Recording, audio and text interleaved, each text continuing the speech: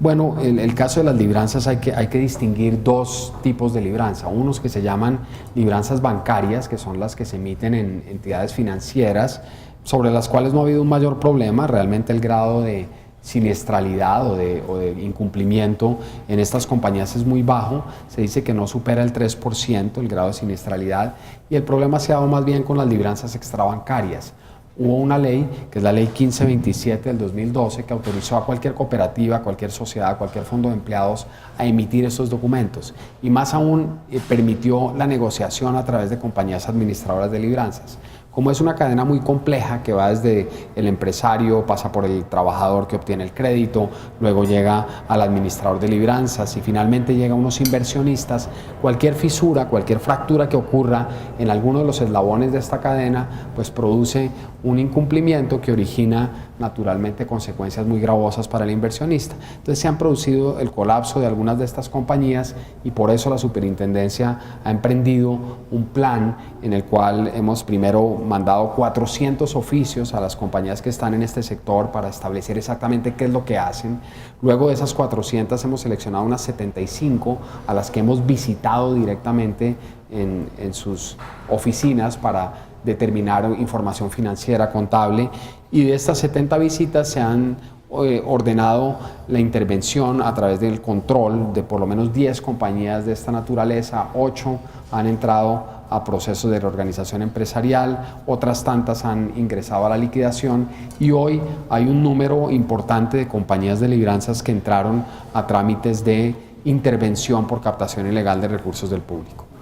Bueno, esa pregunta es bien interesante, bien importante,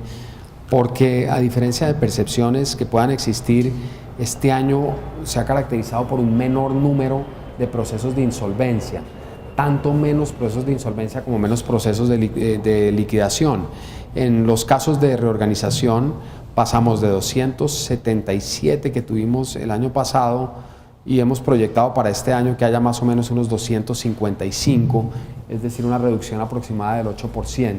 Estos datos te los doy con cifras a 30 de noviembre, cuando habían ingresado 234 compañías al trámite de reorganización. O sea que si hacemos una proyección y se mantiene la constante, el número de trámites que entran por mes, este año llegaríamos a 255 reorganizaciones contra 277, lo cual implica una caída del 8%.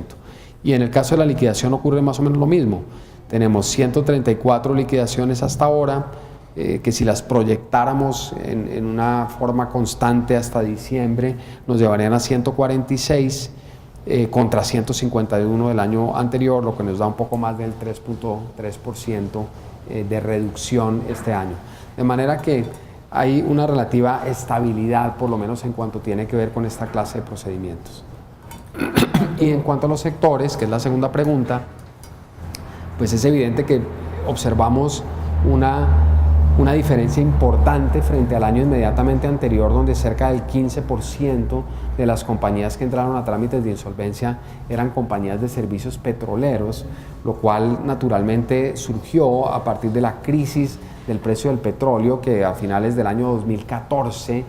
comenzó su caída vertical. Recordemos que en el 2014 el precio llegó a estar más o menos en $110 por barril. A comienzos del 2015 llegó a bajar a $26, o sea, casi que una cuarta parte del valor que tenía menos de un año, 6 meses antes. En 6 meses hubo una caída vertical, y eso produjo automáticamente una reducción de los presupuestos de inversión de las compañías de petróleo, lo cual afectó esencialmente a los proveedores de servicios, a las compañías petroleras, por ejemplo, compañías de mantenimiento, de suministro de equipos, compañías de transporte y todos estos satélites que operan alrededor de las compañías productoras de petróleo. La única compañía productora de petróleo que tuvo un problema severo fue la compañía Pacific, que se vio forzada a iniciar un trámite de